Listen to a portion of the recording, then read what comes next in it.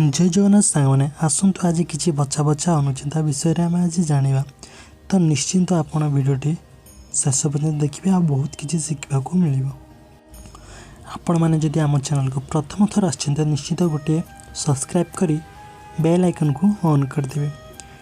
चलतु जानिबा गोटे दिन में जड़े कन्या बाप घरे एवं शाशु घरे खाइबा कथा नुहे, अर्थात शाशु घरे एवं बाप घरे गोटे दिन में खाइबा उचित नुहे, जहाँकि आगुरी जेजेमा एवं आई माँ माने मना करुले। माने गोटे दिन में जे धर बाप घर भी खाइब कि जाइए शाशु घर सेमती करेंगे ना। शास्त्र नियम अनुजाई आमिष खाइबा को बारण करा जाए, ता सहित सबुबले निरामिष भोजन कले स्वास्थ्य ठीक रही है। जी निरामिष भोजन करे ता मनरे राग हिंसा भावना कम होता है। संध्या समय रे स्त्री लोक माने झील बहु माने चुटी को मुकला करी रखिबा ठीक नुह। विशेषकर राति रे सोइबा समय रे चुटी को मुकला करी केबे भी सोइबनी। राति रे चुटी को गंठी करी बांधिकी सोइबा उचित। सूर्य को अर्घ्य देला बेले गोटे गछरे ही देबे उचित, नहले सेई पानी पादरे पड़िले अशुभ हुए। तुलसी को जल देवा समय रे मध्य पादरे पानी पड़िबा भल नुहे। पूजा करिबा समय रे एक कथा को निश्चय ध्यान रे रखिबा उचित। आपण जो सूर्य देवता को जल अर्पण कर तो गोटे गछरे देवे, तले जमी पकेबे पादरे के माड़ी देवे। तुलसी गछरे देले भी पादरे जमी पानी न पड़े। गुरुवार दिन में मुख्य द्वार रे धान किंबा अरुआ चाउल रखी ता उपरे माटी कलश रे पानी भरी से गुआ फूल आंबपत्र दुब पकई कलश बसई माँ लक्ष्मी कृपा मिले। जदि गुरुवार रे झटी की चिता पकई पारिबो ताहले आहुरी अधिक भल होता है। राति रे केबे मध्य गछ तले शोइबा कथा नुहे, एक कथा को समस्ते मानिबा उचित, नहले निजर ही क्षति होई पारे।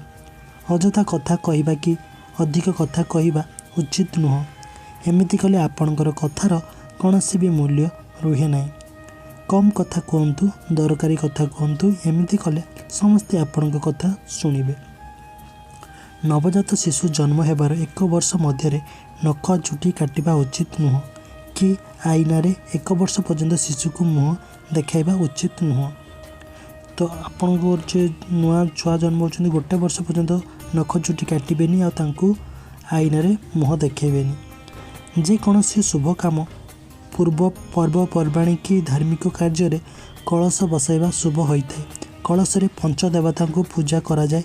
पंचदेवता पूजा बिना कौनसी भी कार्य रे संभव नुह। माने जो भी कार्य कर पंचदेवता पूजा प्रथम हम।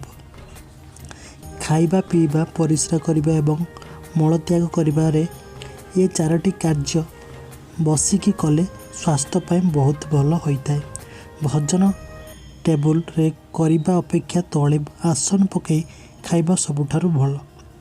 आजिकल तो सब डाइनिंग टेबुल बसी खाउछंती, किंतु तले आसन पकई खाइबा सेटा सबुठु भल।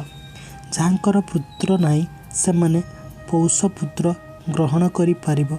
पुओ झियो सेमिति किछि न थाए, समस्ते समान, किंतु श्राद्ध तर्पण नाम रक्षा पाई जत्नपूर्वक जड़े चाहिए पौष पुत्र ग्रहण करि पारिबो।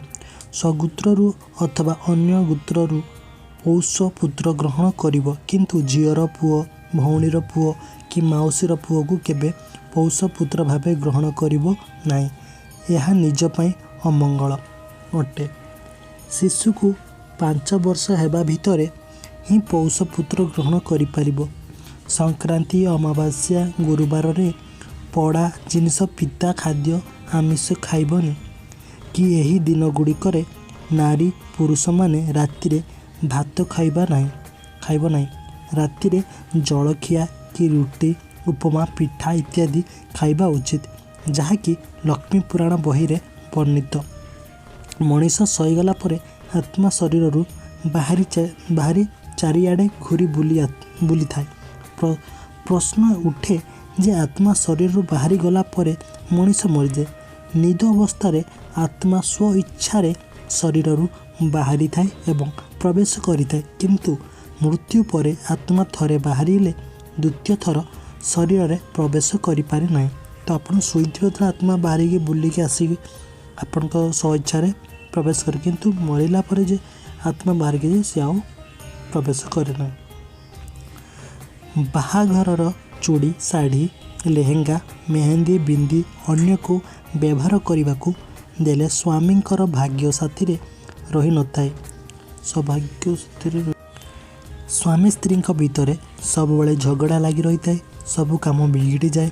गरुड़ पुराण रे कह जाउछि मृत पूर्वज माने सब बड़े आखि पाखरे थांती। उल्लग्न होई बाथरूम रे गाधेबा द्वारा पितृपुरुष माने अभिशाप दे थांती। यह घर पाई अमंगल होता है एवं माँ लक्ष्मी सही घर छाड़ी चली जाती। प्रतिदिन घरे हनुमान चालीसा पढ़िबा द्वारा बल बुद्धि आत्मविश्वास बढ़ी थाए एवं श्रवण शक्ति बुद्धि होता है। वास्तुशास्त्र अनुसार शोइबा घरे गले आकार रे बेड रखिबा बिल्कुल भी ठीक नुह। घरे चारि कणियार खट रखिबा उचित। देखिए बहुत जन गोल मतलब गोल भाया बेड रखि थांती, से जमारू ठीक नुह।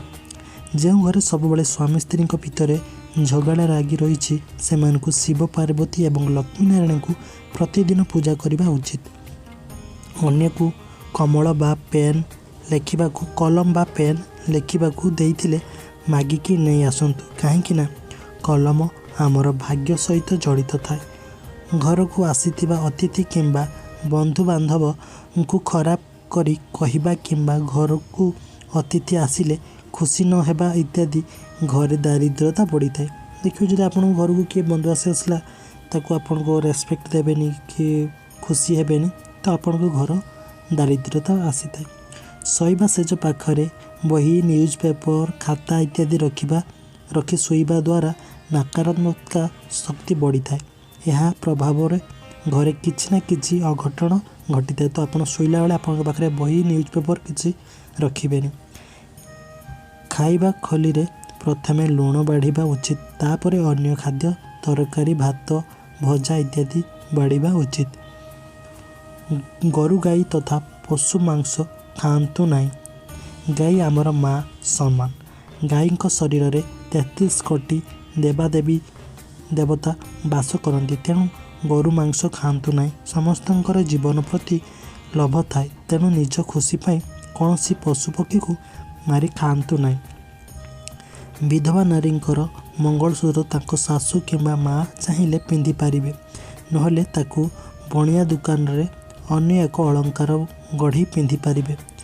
भात कि रुटी खाइबा समय रे गालरे हाथ दे खाइबा उचित नुहे। एमिति कले चिंता बढ़ी थाए, जहाँ खाइले देहरे लगी न थाए। तो आपण भात खाइला बेले गालरे हाथ दे खाइबेनी। गाधई सारी सांगे सांगे तेल लगेबा कि तेल को छुईबा उचित नुहे। किछि खाई सारिबा परे तेल को छुईबा उचित।